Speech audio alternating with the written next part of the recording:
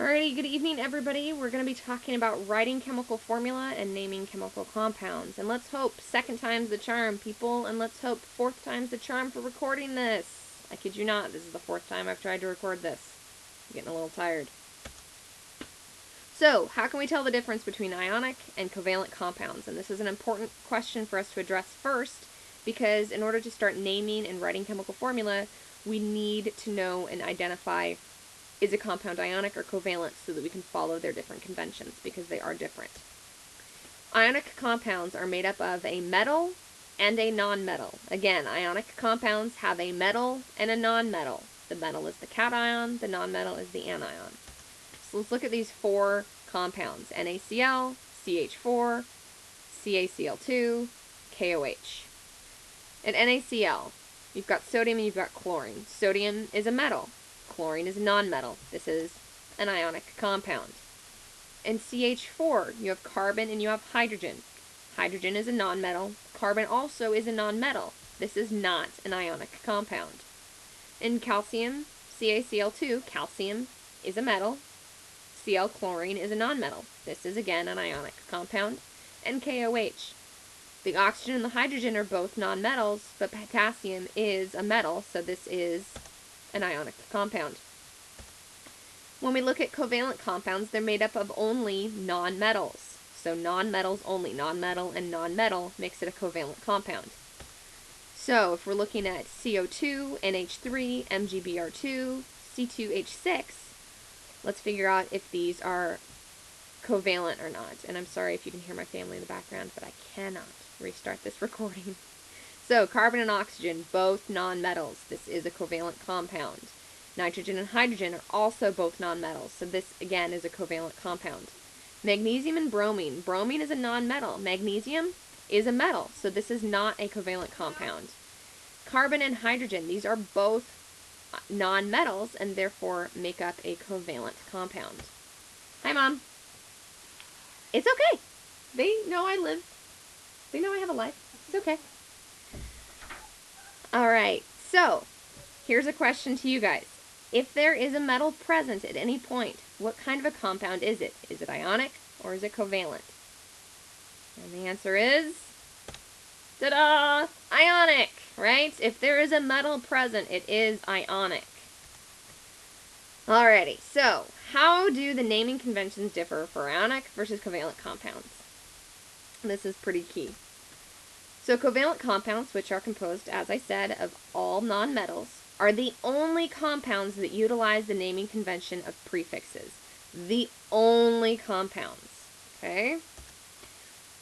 They indicate the number of each element present by using prefixes. So this tells me how many carbons, how many hydrogens I have by looking at the prefixes in front of each of those. In ionic compounds, which are metals and nonmetals, they're named with the metal cation first and then the nonmetal anion. And in order to look and see how many of each element is present in the compound, you have to determine the charge on each of the ion, and that will tell you how many of each are in the compound. So, if there's a prefix, what kind of compound is it? Is it ionic or is it covalent? If there is a prefix, what kind of a compound is it? And it is covalent! Da-da-da. Alright, let's look at some simplified naming and formulas. So, for covalent compounds, when we name, we utilize the prefixes. So if I have CCl4, I have a carbon and I have 4 chlorines. Now, the first element is going to be named just that element, carbon. The second one is going to have the ending changed to IDE or ide. So it's going to be carbon and chloride. Well, there's one carbon, so we could say monocarbon, but since it's the first one, the first element listed in the formula, we don't need to say mono. If it was the second element, we would. But we can say carbon, and then there are 4 chlorines. So let's look at a list of our prefixes. Our prefixes go mono, di, tri, tetra, penta, hexa, hepta, octa, nona, deca. Okay? If there's 4 chlorines, that means it's tetra. So this is carbon tetrachloride. And the tetra goes in front of the chlorine because there are 4 chlorines. So carbon tetrachloride. Now, if we look next at the N2H2, that's 2 nitrogens and 2 hydrogens. So we have to indicate that both. So we have 2 nitrogen and 2 hydrogens. The nitrogen is going to stay nitrogen. The hydrogen is going to gain an IDE ending, so hydride. So that'll be dinitrogen dihydride. Okay? Now let's talk about the chemical formulas, and those we're going to look at the prefixes to determine how we're going to write them. So if we have phosphorus pentafluoride, so we have phosphorus, which is P, and then we see that we have pentafluoride, and there was no prefix before the phosphorus, so it's just going to be P. Fluoride is just F, not FL, it's just F, but I see a prefix of penta in front of it, so I'm going to need 5 fluorines. So it's going to be PF5.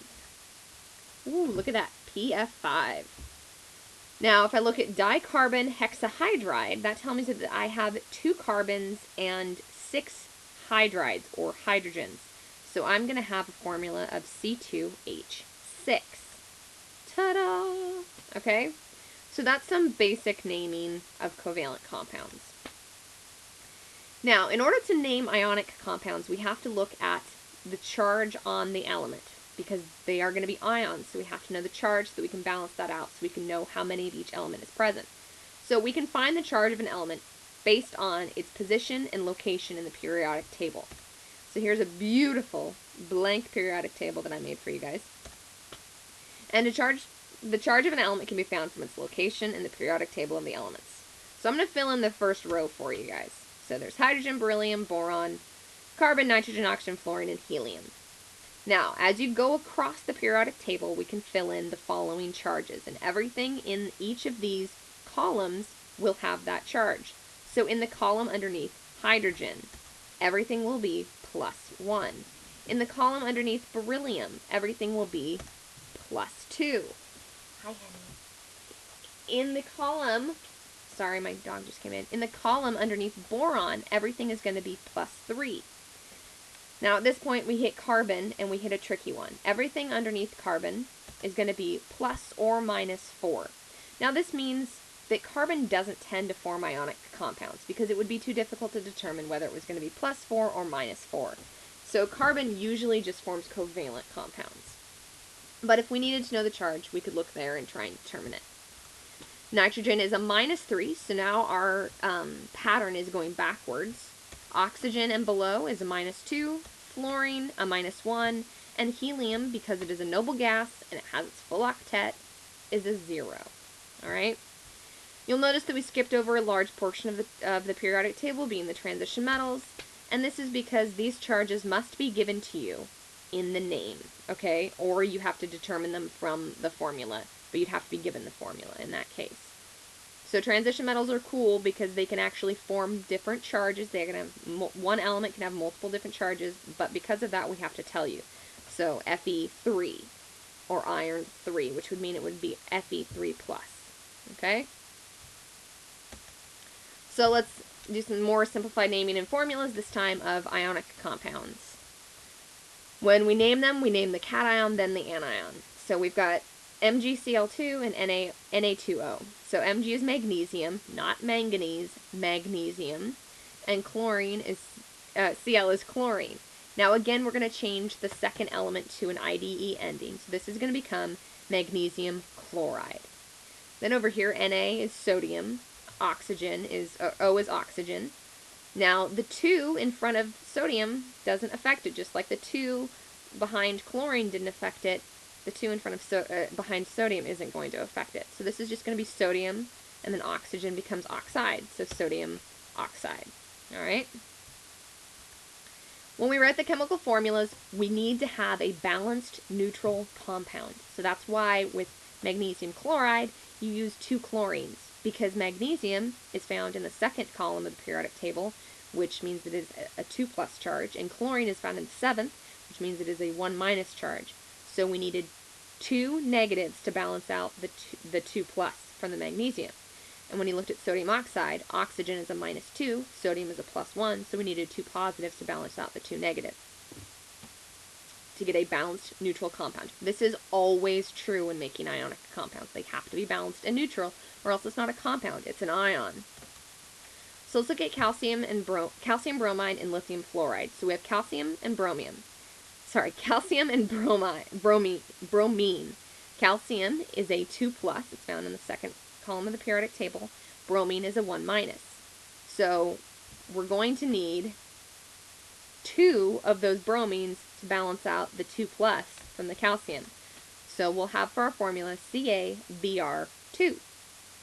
Now if we look at lithium fluoride, lithium is found in the first row, it's going to be Li+, and fluorine is found in the 7th, so F-. So we have a 1+ and a 1-. They balance each other out. I don't need any extra of one or the other to make them balanced. It's just LiF. Okay? That's the basics of naming. Now let's talk about naming with polyatomic ions. So how can we confuse this and make it a little bit more interesting? It's important when looking to name a compound to look for any polyatomic ions. So for example, ClO4 is not chlorine tetraoxide, but rather perchlorate. And this needs to be shown in your naming. You can't name it chlorine tetraoxide, you have to name it perchlorate. It's one of the polyatomic ions we wanted you to memorize. It's therefore important that you utilize it as part of your naming convention. So if you look here, we have CaCO3, NaClO, and BeNO3 So CO3 is a polyatomic ion, ClO is a polyatomic ion, and NO3 is one that you are also supposed to memorize. So when we go in to memorize them, we name them with the name that we call them as the polyatomic ion. So CaCO3 would become calcium carbonate. Calcium carbonate. NaClO would be sodium hypochlorite. Beryllium, and I hope you guys are trying to name these yourselves, beryllium NO3 Is this a covalent compound?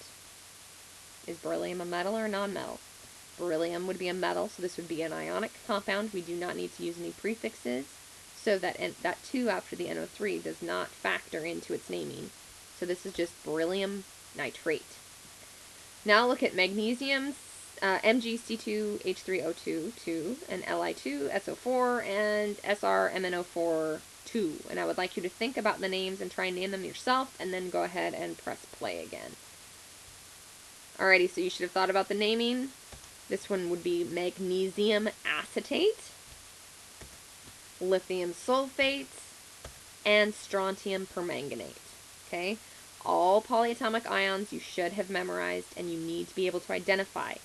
The MgC2H3O2 is not magnesium dicarbon, dihydride, dihydrogen, dioxide. Like, it's just not, okay? It's magnesium acetate. It's a lot easier. Now let's talk about writing chemical formulas with polyatomics.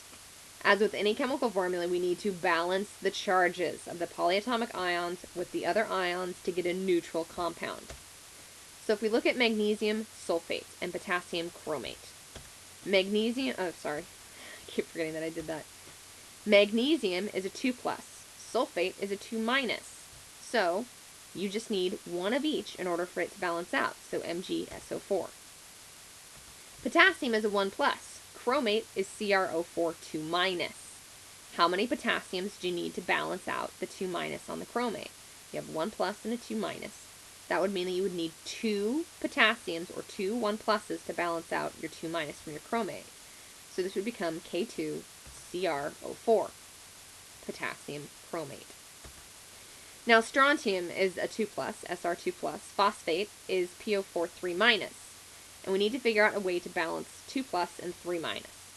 Now in math, when you're adding fractions and you're trying to add like a half and a third, you always try and find what we call the lowest common denominator, and it's the common number between the two that will enable them to be related to each other so that you can actually manipulate them.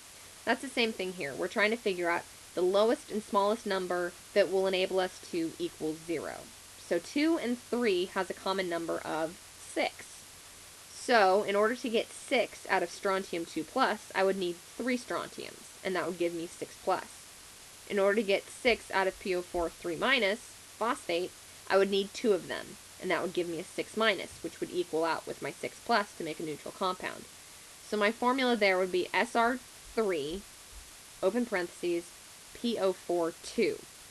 And we need close parentheses, so PO4 close parentheses 2. We need those parentheses around the phosphate so that I know that I have 2 phosphates, not 1 phosphorus and 42 oxygens. And finally, let's look at aluminum carbonate. So aluminum is a 3 plus ion, and carbonate is a CO3 2 minus. Again with the 3 and 2, this time though, our plus side has the 3 and our minus side has the 2. So our common number again is 6, which means that our formula would be Al2CO3 3. So 3 carbonates and 2 aluminums to get that neutral compound. What about those pesky transition metals? Transition metals can have a variety of charges, and thus the charge of the metal must be either given to you as part of the name in order to write the formula, or be determined given the chemical formula if you're trying to write the name. So, how do we go about naming transition metals? If you're given the chemical formulas, we need to determine the following names. So, NiSO4, CuCl2, and Fe2O3. So, nickel is the transition metal here, and it's bounded to an SO4, which you should identify correctly as a polyatomic sulfate, which has a 2 minus charge. With only one nickel bound to the sulfate, the nickel should then have the same charge but opposite sign of the sulfate. So if SO4 is a 2 minus, the nickel should be a 2 plus. When we write this, then, we need to indicate the charge on the nickel, and we do so using Roman numerals, like I showed you earlier. So this would become nickel 2 sulfate. Over here with copper and chlorine, chlorine is a 1 minus, and there are 2 of them, so they bring to the table a total of 2 negatives. There's only 1 copper, so that must be then the equal charge but opposite sign. So if you have a total of 2 minuses, the copper should be a 2 plus. This would make this copper 2 chloride. And finally, over there in the corner, Fe2O3. Oxygen is a 2 minus, and there's 3 of them, so we're getting a total of 6 minus. That means that our iron, with 2 of them, 6 divided by 2 is plus 3. So that way, 2 times 3 is plus 6, 3 times negative 2 is negative 6. We get our neutral compound. So Fe is a 3 plus, O is a 2 minus, which means that this is iron 3 oxide. Now I'd like you to take a stab at naming these ones yourselves. Okay, so chromium and the permanganate ion, and there's 5 of them. The permanganate ion is a 1 minus, but there's 5 of them coming with a total of 5 minus. Only 1 chromium, so that has to be a 5 plus, which would mean that this is chromium 5 permanganate. Over there with silver and bromine, bromine is a 1 minus, there's only 1 silver, it has to be a 1 plus. You have silver 1 bromide. And finally, manganese and ClO, close parentheses 2. ClO is hypochlorite, there's 2 of them. ClO is a 1 minus charge for a total of 2 minus, which means that our manganese has to have a 2 plus charge. So we have to name it manganese 2 hypochlorite. Now, writing formulas with the transition metals. Given the name of the chemical formulas, or chemicals, I want you to write the formula. So nickel 2 chromate, magnesium 4 chlorite. So nickel 2 chromate means that the nickel is a 2 plus, chromium is Cr4 2 minus. One of each is going to balance it out, so it's just NiCrO4. Manganese 4 tells me that it's manganese Mn4 plus. Chlorite is ClO2 with a 1 minus charge. So we have Mn4 plus and ClO2 1 minus. How are we going to balance that out? If we have 4 pluses and only 1 minus, we need 4 of our 1 minuses to neutralize our 4 pluses. So we're going to have Mn, open parentheses, ClO2, close parentheses, 4. And what about copper 1 carbonate and iron 3 nitrate? I want you to pause this and think about it yourselves, then come back to me. Copper 1 means that it's a copper 1 plus. Carbonate is a 2 minus. Sorry, that's my typo there. It's a 2 minus. So we would need 2 of our 1 pluses to counterbalance our 2 minuses, giving us Cu2CO3. And iron 3 means that it's iron 3 plus, and nitrate, this is a mistake. It is actually a 1 minus, not a 2 minus. I'm sorry, guys. I was working on this pretty late. So technically, it should be FeNO3 3, but given the charges that I have there, we'd have to balance it with 2 irons and 3 nitrates. This is just incorrect, though. Please don't repeat that. Oh, and look, I even forgot the 2. Sorry, guys. It's a bad night. We're going to have some more practice, though. I would like you to pause the video and try and write the chemical formula and name the following compounds. When you're done, you can resume the video and check against my answers. So, pause it and practice. Alrighty, here's the answers. Silicon dioxide. I even did that wrong. Silicon dioxide should be SiO2, not SO2. That would be sulfur dioxide. Calcium chloride, CaCl2. Nickel 2 chlorite, NiClO2, 2. And phosphorus trichloride, PF3. Cu2, SO4. The sulfate is a 2-, so if you need 2 coppers, then the copper must be copper 1 sulfate. NaClO2. ClO2 is chlorate, which is a 1-. Sodium is a 1+, so that's just sodium chlorate. Al2C2O7, 3 times. Aluminum is a 3+. Dichromate is a 2-, so that's just aluminum dichromate. And finally, C2H6, that's a carbon and 2 carbons and 6 hydrogens. This is a covalent compound, so we're going to have to use prefixes. So that's going to be dicarbon hexahydride.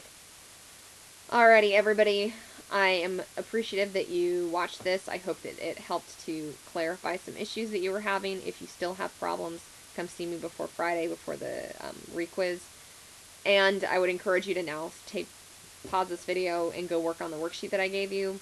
If not, just go back and we'll rewatch the video, do some of the problems again. Just keep studying so that you can do this on Friday. This is, again, really important stuff. You need to know it in order to be able to move on. Alrighty, guys. Have a good night.